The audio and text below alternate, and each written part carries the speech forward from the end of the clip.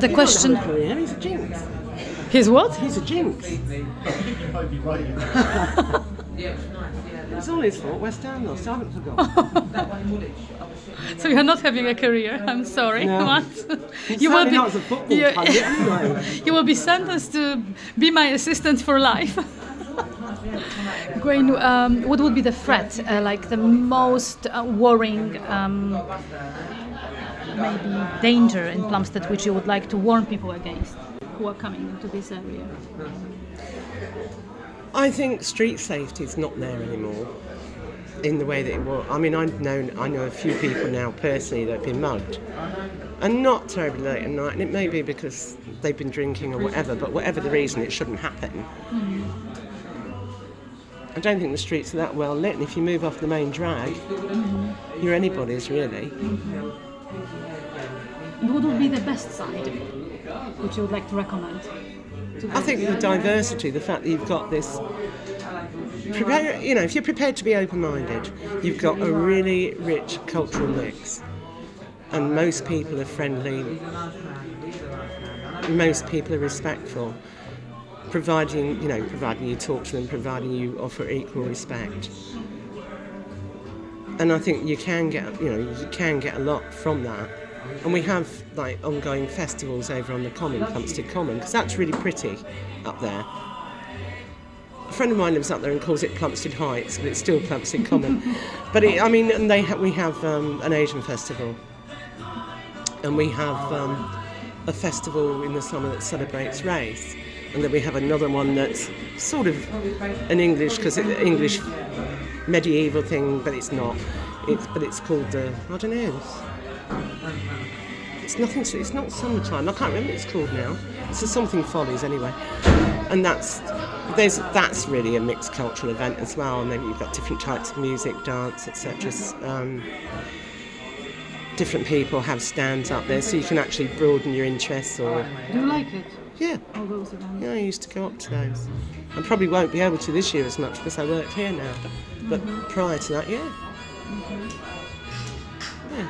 So it could attract more people. But do you I want think they more need people? to.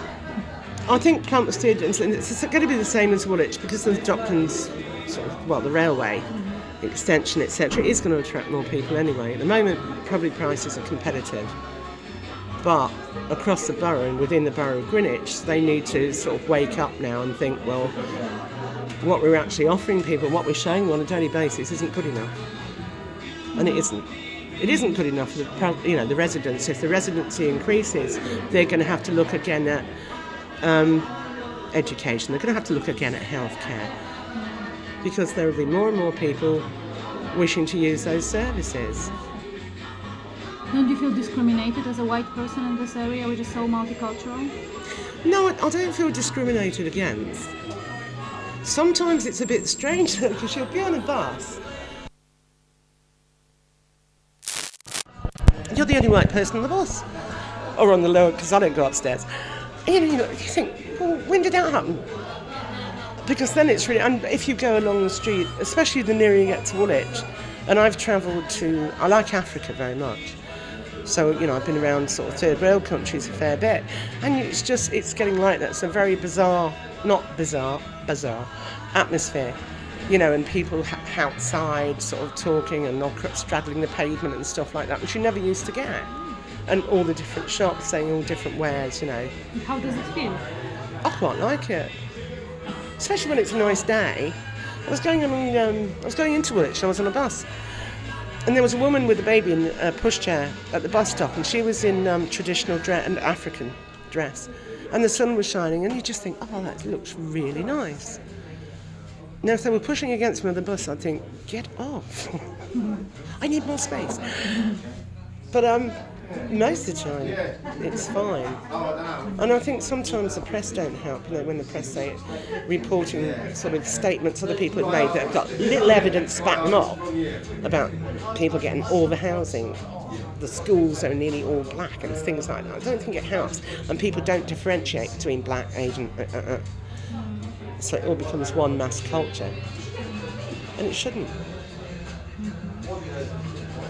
You have different customers here as well. On Yeah. Thursday we met some other nationalities here. How do they You get behave? a lot of more Eastern Europeans in the borough, which I think they were Polish, weren't they, the other day? Slovak. Slovak. Yeah, I mean, we are getting a lot more people from the Eastern European countries. When Arsenal are playing football, you get a really noticeable rise in the number of black residents from the borough using the pub. Because if it's on terrestrial television, no. If it's only on sort of cable or satellite, you'll get them in here to watch the match because they're fanatical about their football. And not so many, getting more Asian people coming in now. Yeah, I've seen a couple. Yeah. Yeah. But nowhere near as many as sort of West Indians, Africans, whatever, Nigerian. But I think that may be a question of who's been here longer, so they're more familiar with sort of pub culture and stuff like that. And how do they mix here in this place? If at all? Some do, some don't. I think a lot of the time it's sort of about both sides, or don't like talking about sides, but do you know what I mean, coming together and actually making an effort to speak to each other. Football's sort of a bit of a leveller, but I think, you know, we could all do a bit more, I think,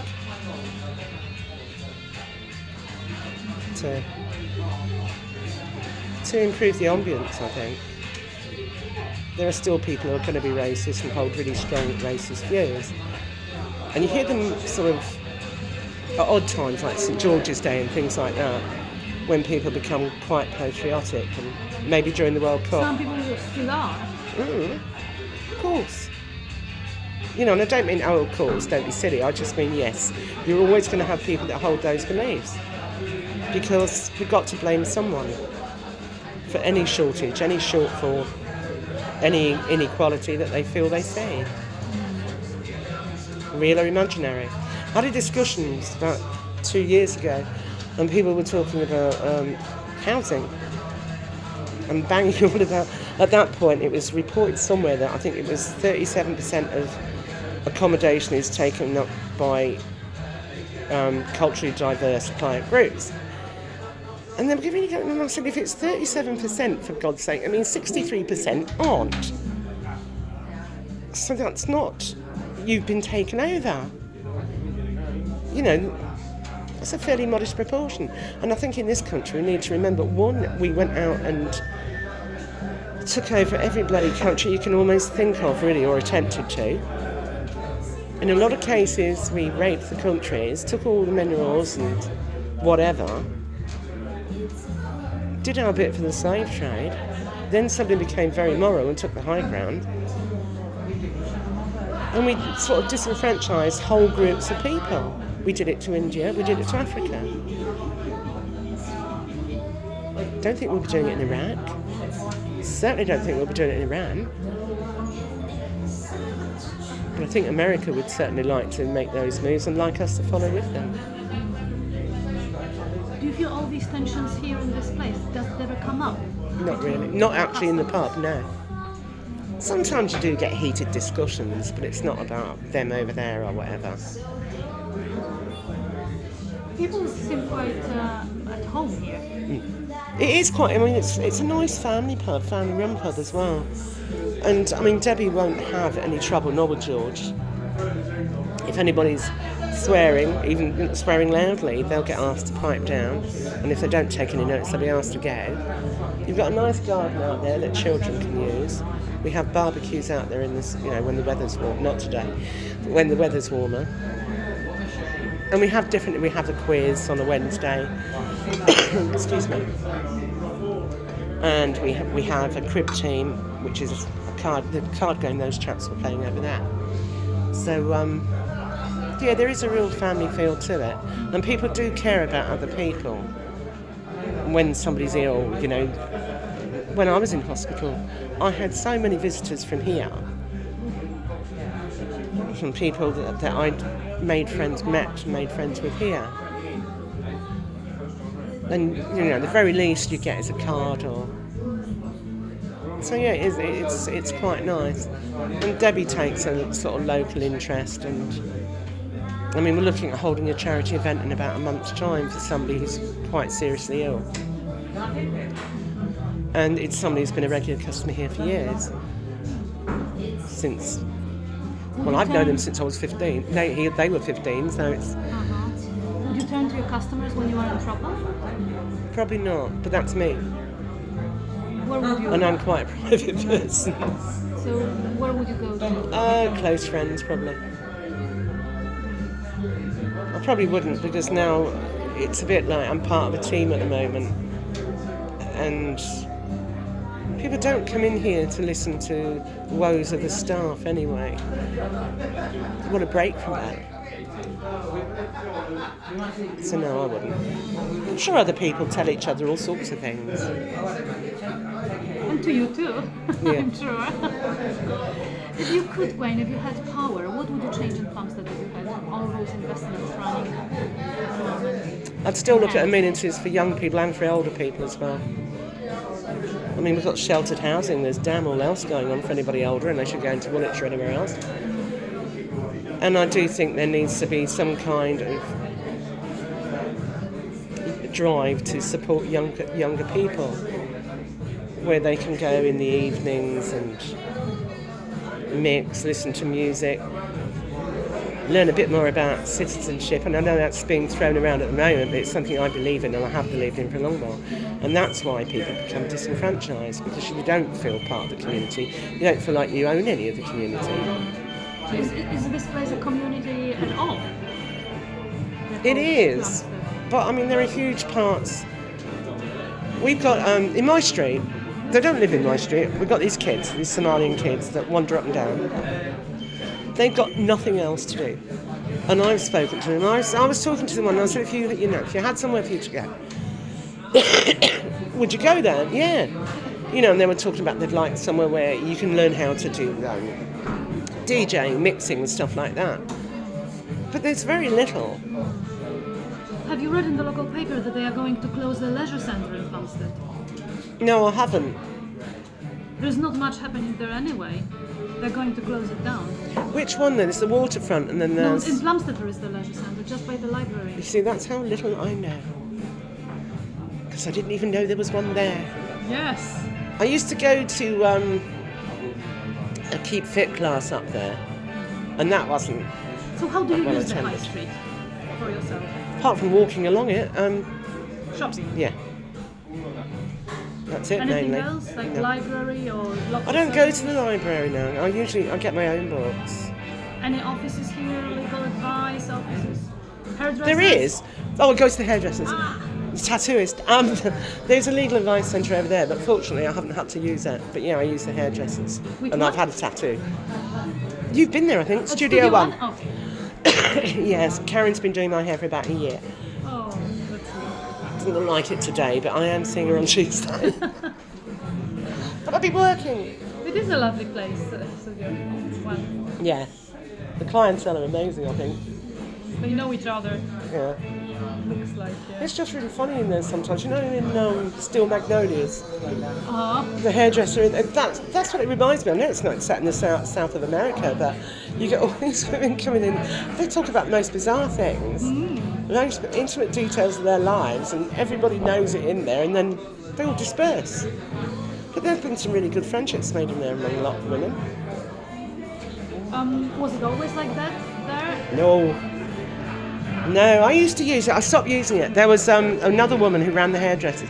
Since Karen's taken over, it's changed a lot.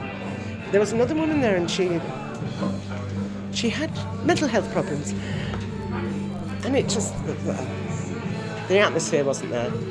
And she would gossip about customers, she'd gossip about staff, and I didn't particularly like it that way.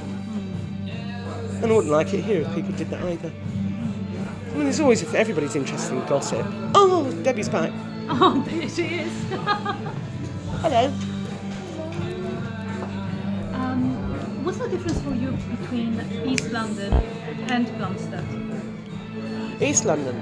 I don't really know much of East London. I used to walk under the Thames, through the tunnel, and go and play in there's a big park just as you come out.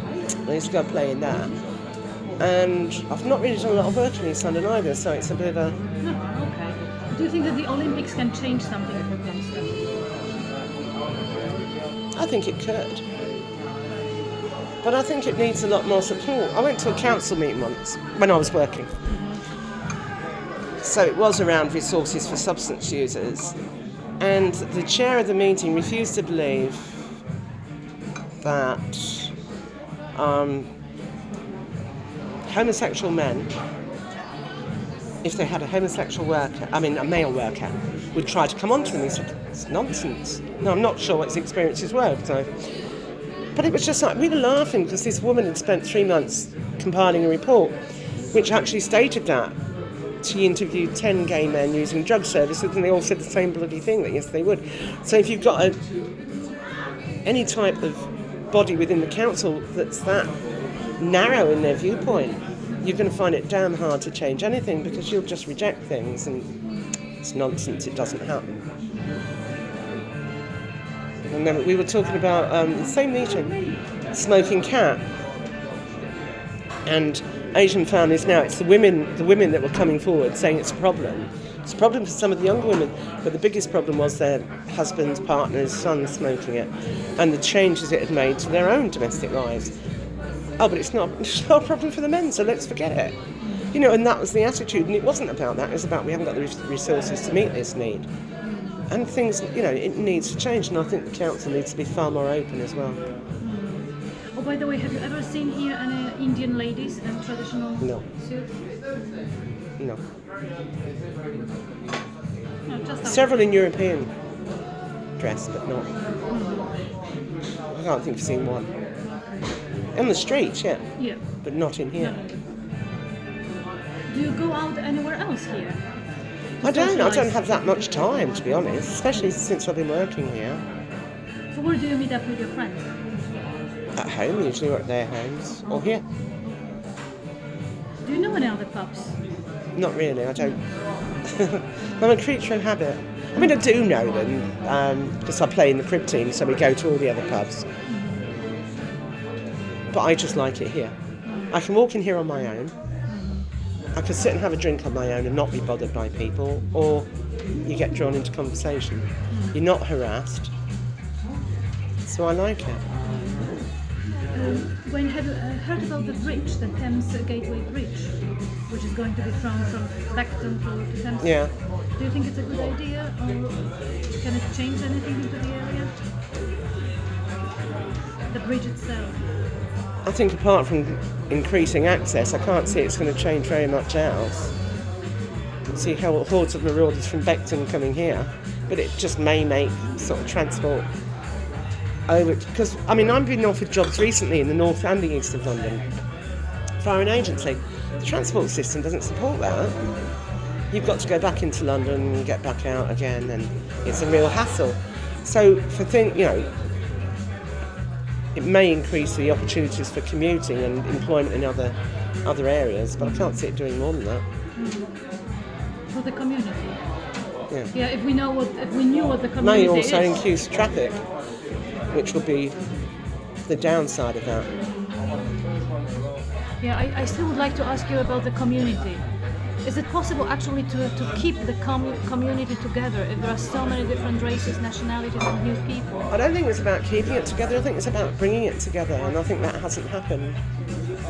I think it is quite sort of segmented, and I think more needs to be done to bring the community together. What could be done?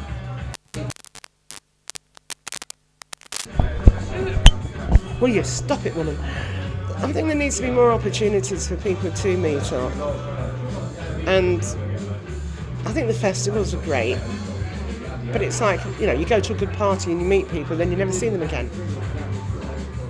So, and you know, maybe there should be more around education, going into, you know, cross-national sort of opportunities within the school system. And sort of more cultural events that do draw people together rather than separating them. Because a lot of people, when they see different things advertised, oh, it's not for me because this is about the Asian community, this is about the African community, rather than thinking I'll go and try that. But I also think about how that's sort of promoted and marketed. Do you think that this kind of project, when we film people and we talk to them, asking them about how they feel, what they would like to change. Do you think that this kind of project could change anything? Depends what kind of viewing it gets, how broad a viewing. If we showed it to the people Show it to the council. in one place, we are going to. I'm not saying anything great will happen from that, but do it anyway. Yes. But yeah, I think the more people that come to see it, providing it demonstrates the fact that there is a willingness to meet and mix, rather than if it just demonstrates the separateness, it won't make a damn bit of difference. In fact, it could People make say things very worse. opposite things when. Yeah, I'm sure they do. Everybody wants something different anyway, Yeah. and people hold different viewpoints. Do you still think it could be worth it showing it to them, despite Yeah. the differences? Well, yeah, because everybody's going to have an opinion. It may help to change some people's opinions. It may raise some people's awareness. Could we have a party here? Sure, if you ask Debbie nicely. As long as it was a nice day. We could have a barbecue. That would be good. You have a nice telly here. I don't care about the television. No, to show the footage. Oh, yeah, you could do that. Get people together to watch it. Mm. That way. Yeah, if you ask Deborah. And if you were asked, if you were to answer the question, whose is the high street? What would you say? I don't think it belongs to anybody. I think that's the problem, or it doesn't appear to belong to anybody. I don't mean it's no control elements, but I don't think it belongs to anybody. It doesn't belong to families, it doesn't belong to youth, it doesn't belong to one cultural group. And because you need to create that kind of interest. So the best thing that happens here, and I comment every year, all the Asian shops contribute to Christmas lights. And they come on round about Diwali, and they're on all over Christmas. And it makes a heck of a difference. And some people still grumble about it though. It's like, the lights are on too early. Any kind of lights are nice. And it would be more of those kinds of initiatives. I was thinking the other day, nothing to do with this, a lot of places have like street festivals, carnivals. We don't have anything. You know, surely Greenwich Borough could organise something that would draw people together, that kind of carnival, not on the scale of Notting Hill, but heck, you know, you get smaller places like Sheerness have their own street carnival, raising money for different charities in the borough. You could do it. There just needs to be a willingness to do it. You don't do anything. How to produce that willingness, I don't know. I think again it's knocking on doors and annoying people in the council. They are supposed to be there for the people. And I'm sure they think they are, and I'm sure they are in some ways, but it's not enough. Let's hope that something can be changed. And it seems like the people who shout the loudest get the most help. And I don't think enough people in this particular area are shouting loudly enough, because I think a lot of people are quite dispirited, which stops them. Do you think so? Yeah. Which groups would it be? I don't think it matters, actually. I think you're going to get a section from each group that feels like they haven't got a voice. Maybe about elderly people? I think you could say it's women, it's Asian women, it's whatever. I think there are sections of each different grouping within the community, including young people, that feel it doesn't matter, and that's what you'll get from a lot of young people you speak to. Well, we can't change anything, and that's a constant. Well, that's what we are trying to do. Speaking to the people. We can't go out and demonstrate for a change or shout. Everybody wants to demonstrate against different things, though. It's true. Because everybody's, own speciality area or interest would be the most important one. We'd never even get that together because we don't meet in clear ways. So does a community matter at all? Is it necessary to have a community? Yeah, I think so. I mean, when I look back to when I was young, we used to have street parties. God, how passe that sounds. But we did, and each couple of streets, like the Coronation, would have their own party and going on with stuff for the children, stuff for the adults. God, that never happened now. And it's sad, because that drew, even that a small area, drew all those people together with one common mission for one small period of time. But how to do it if people even don't know each other? Well, they didn't then. They went around knocking on doors. Good point. That was how it was done. Good point. And you could do it. Somebody could, or enough people could. This part, I think, is fitting into it a lot. Yeah. I mean, my biggest disappointment is even when they have residents' association meetings. I haven't been to actually any in this borough. In other boroughs I have as part of my work. And it's like a moaning shop. Nobody ever turned around and said, putting that pedestrian crossing on such and such a street has helped so much, or anything like that. It was like, we won, and when are you going to do something about this, and when are you going to do something about this? And it's quite difficult then to see what really needs to be done, because all you see are all these discontented people and self-interest. But a lot of it across the boroughs I've worked in has been about public safety and less about cultural diversity, much more about safety issues. Lack of street lamps, people getting into blocks of flats, sleeping in corridors, or doing other things in corridors, it's all stuff like that. And what's more important according to you? I think if you get the mix right, and I'll keep banging on about young people, if you start working with the young people and making a bigger drive with them, so that they understand, it's the old thing about rights and responsibilities though. They understand responsibilities that come along with individual rights in a clearer way.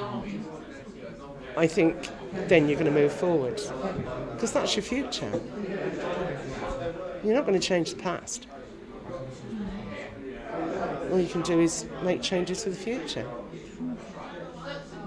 Okay, thank you very much, Wayne. We wrapped up very nicely, thank you. It was really good. And my fee is £250 every 5 minutes. And you are all worth it. Thank you. That doesn't mean you're paying me, does it? Oh no, unfortunately no, I can only just flatter yourself. Please take it for granted.